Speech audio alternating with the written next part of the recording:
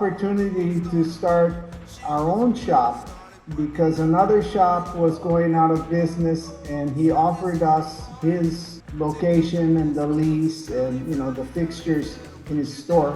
And it was the Hobie surf shop. It was the oldest surf shop in Hawaii, but the owner was gonna give up. So he offered it to us, and we looked at each other, Jack Shipley and I, and we decided that we should take a chance and start our own shop. And so that's when we decided, okay, let's do it. And then we were thinking about a name for the shop, and it was Jack's wife, Marianne, who thought, why don't you call it Lightning Bolt? And at first, you know, we thought it was a good idea, so we named the shop Lightning Bolt. We went to our friend was a lawyer, and we did a corporation, and the shop was called Lightning Bolt Unlimited Surf Company Incorporated. And you know, when we opened the shop and we had boards in the shop, people would call up and we'd say, hello, Lightning Bolt, and the guy would say, oh, I was looking for a surf shop, and hang up the phone. And then so we had to start saying Lightning Bolt Surfboards, you know, and say it really quick so they didn't hang up. And in the beginning, you know, nobody knew, well, what does Lightning Bolt have to do with surfboards? And the reason we did it was because I could make the slash. You know, I used to draw it like when I was talking on the telephone, or, you know, just on paper. And then I put it on the surfboards, and it looked pretty good. And so that was the beginning. And then it became, you know, more and more popular, and our shop became very well known. Made good partners was because I was the surfboard shaper and he was the salesman, and he was very good at selling surfboards. And, you know, at first it was just me, Barry Kanayapuni, another guy named Bill Stonebreaker, and that was it. And then, you know, 1970 was a time when a lot of surfers were becoming surfboard builders, but they were making the boards not in a factory, but like at their house, or, you know, in their garage, or just in, you know, the backyard. And all they really wanted to do was surf and make surfboards.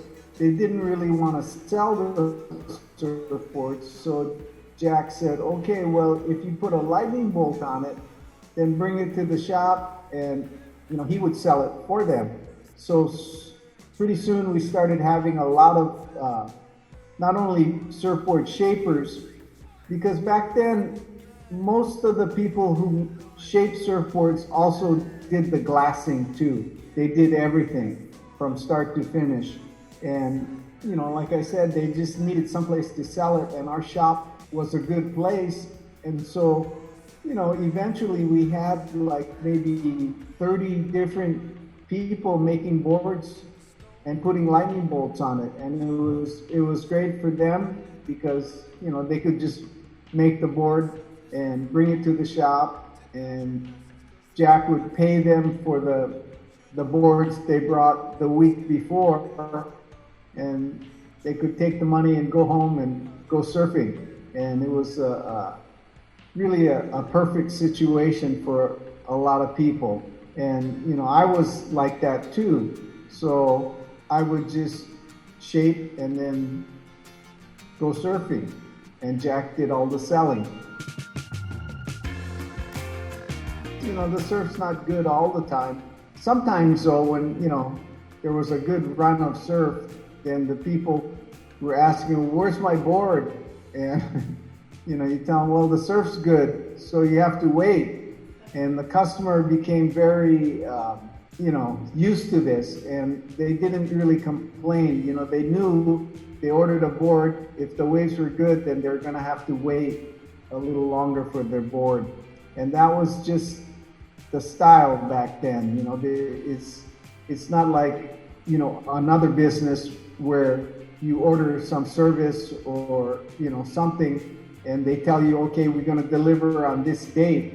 Well, when you order a surfboard, Jack would say, you know, if the guy asked, well, how long is it gonna take? Well, it's gonna take anywhere from 4 to 6 weeks, you know, and really, I mean, if I was rushing to make a surfboard, I could easily make it in one day, but we had to give ourselves the extra time just in case the surf was good and nobody wanted to work and just wanted to go surfing.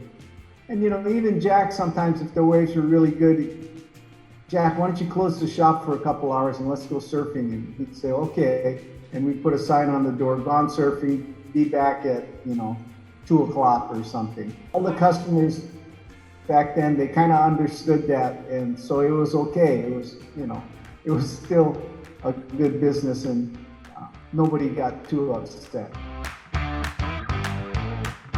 Well, we didn't have any plan.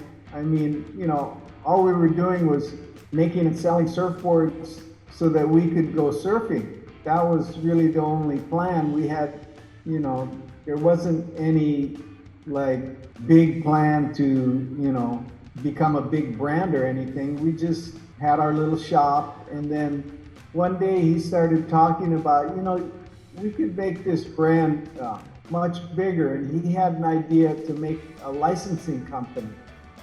And so that was really the beginning of Lightning Bolt really going global. And his idea was to always have an ad on the back cover of Surfer magazine. And in the beginning, all those ads had me in it, which, I didn't mind. It was easy, just take a picture once a month.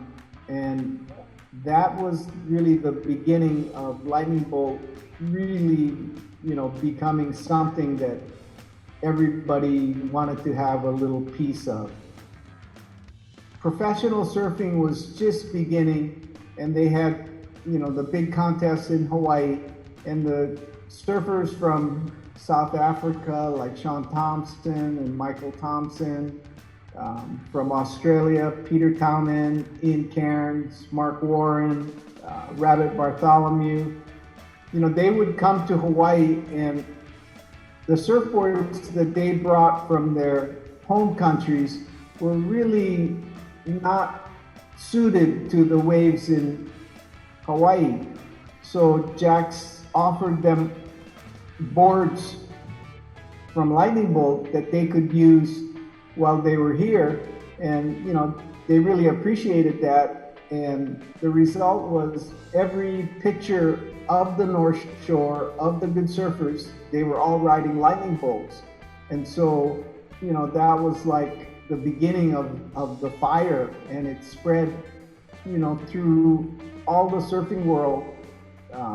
Because that's one thing about surfing is we used to call it the coconut wireless, that if there was some kind of news, of something going on or something happening, something important or something exciting, the word would travel really fast. And, it maybe happened in Hawaii, but in Australia and California and the East Coast, everybody knew about it the next day or, even that day. And the whole thing about Lightning Bolt was just spreading all over the surf world. And, everybody wanted to have a Lightning Bolt surfboard, and then, maybe a Lightning Bolt t-shirt or, a Lightning Bolt hat or something with Lightning Bolt on it. And it was really crazy because Lightning Bolt was kind of the first global surf brand. Before that, there were just surfers and surfboards, and, there were different brands of surfboards, but something happened because of that time period and because all the good surfers seemed to be riding Lightning Bolts that, that whole thing just spread, and everybody in surfing knew about Lightning Bolt.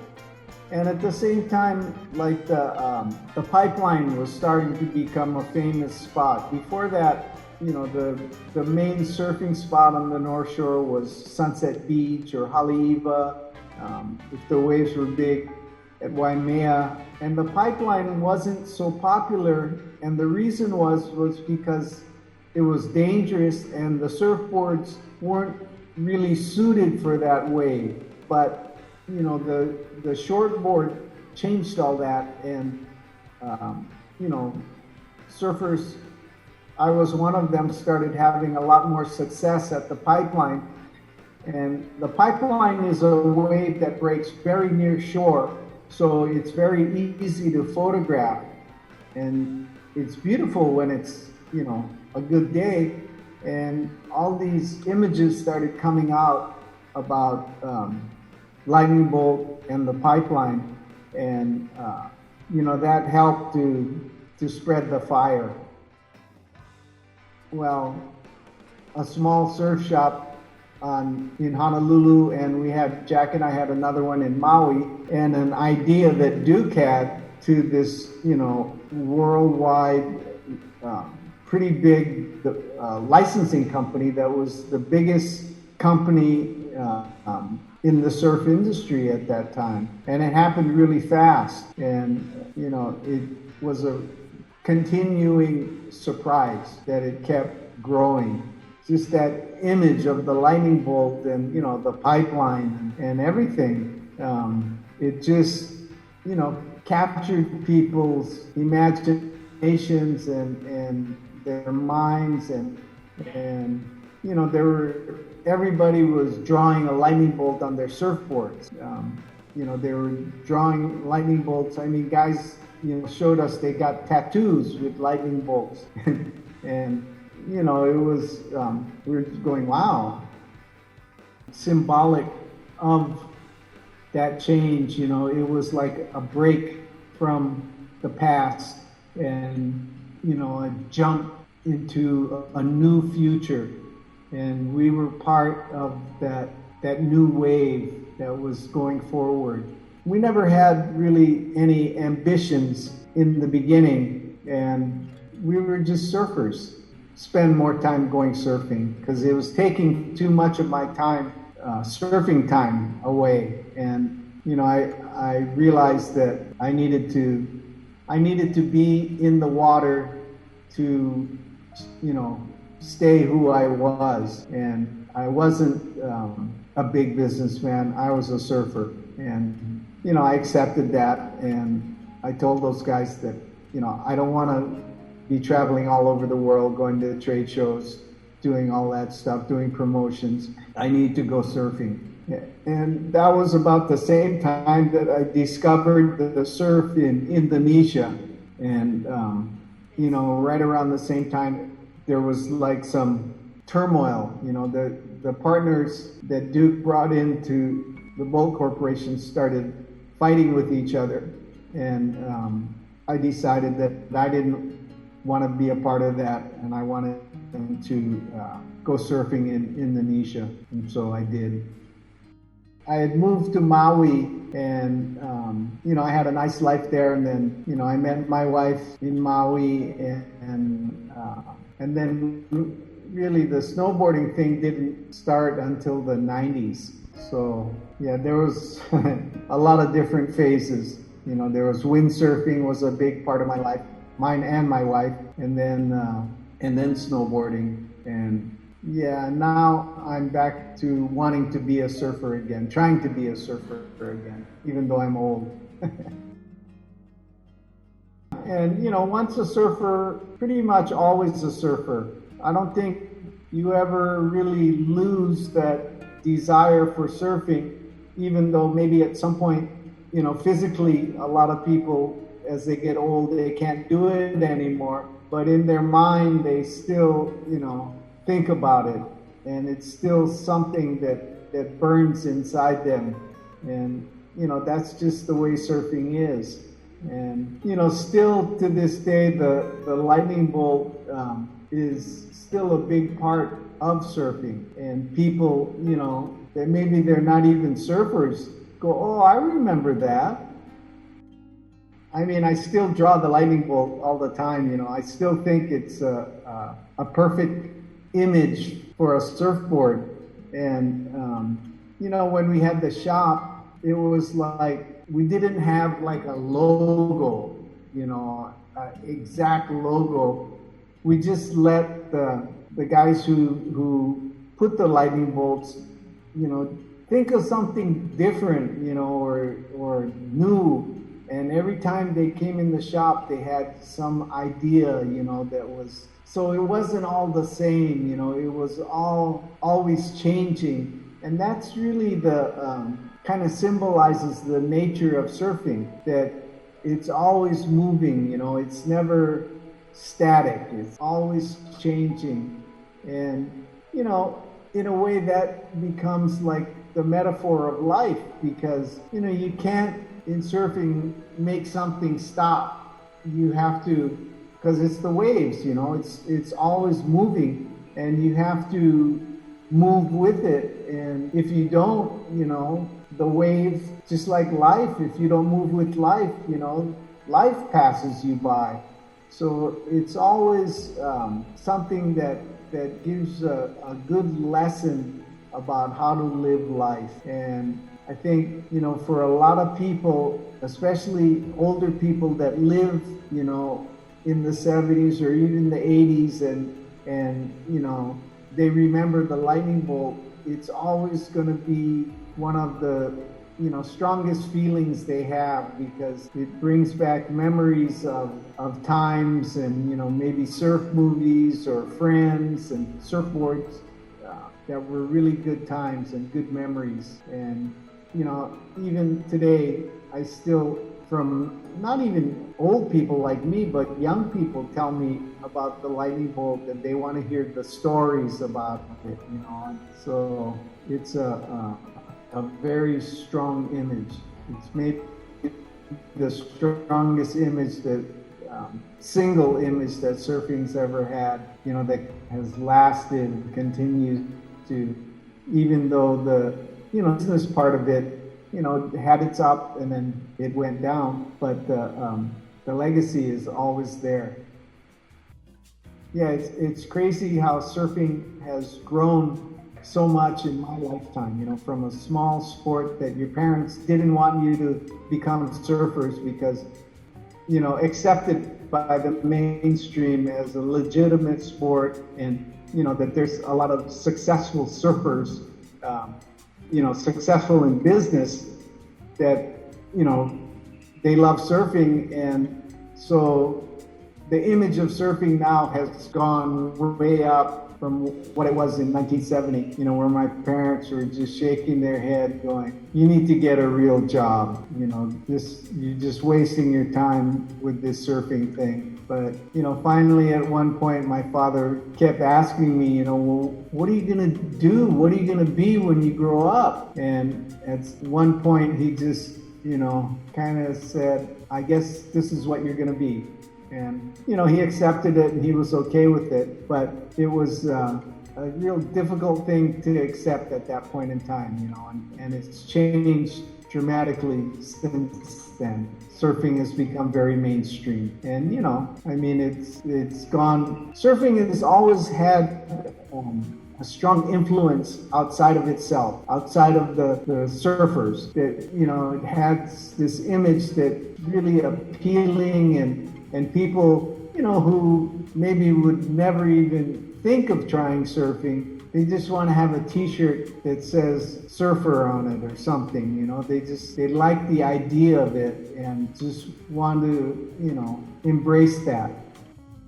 They never think about the last wave, even though it might have been, the best wave they ever had. They're always thinking about the next wave. And this has pretty much been the story of my life, is always looking for the next wave.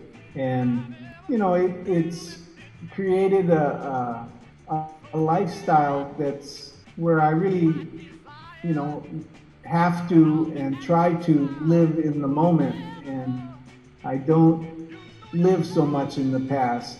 And I think for most surfers, a lot of times the focus is so strong and deep when they're riding a wave that a lot of times after the wave is finished, you can't remember what happened on the wave because you were too focused. It's just like meditation. When you get, better at it, it's like, when your session is over, there's just like this big blank. There's because you completely cleared your mind of any thoughts. So the only thing that's changed is the clock, and in that time when you were meditating, that was what you were, your intention and what you were trying to do was to clear your mind so completely that there was nothing there. And surfing does that. The focus is so strong when you're riding a wave that it's really a moving meditation. So I guess I'd have to say that the 1970s were really for me, looking back, the best times of all.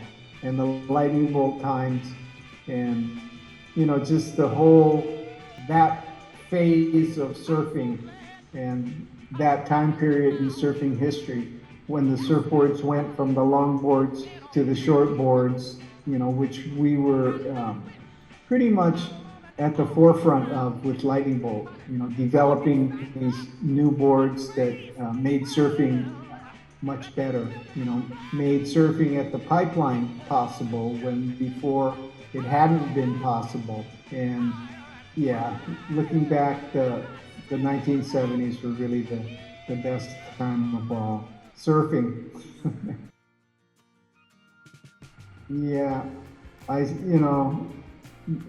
living down here in Baja, Mexico, I'm back at the beach and, waiting for the next swell and going surfing and waiting for the next wave. And, that's very satisfying. And I really don't need much more than that. Just catch another wave. I'm old now, so there's not too many waves left. So I'm trying to keep catching them as long as I can. Well, Duke Kahanamoku said that you should always live and surf with aloha. And he was, I think, a great mentor for my generation, and not so many people remember him these days. He's just a memory, but he was something very real and, someone we admired and wanted to be like. And living with aloha is something we should all consider. Aloha.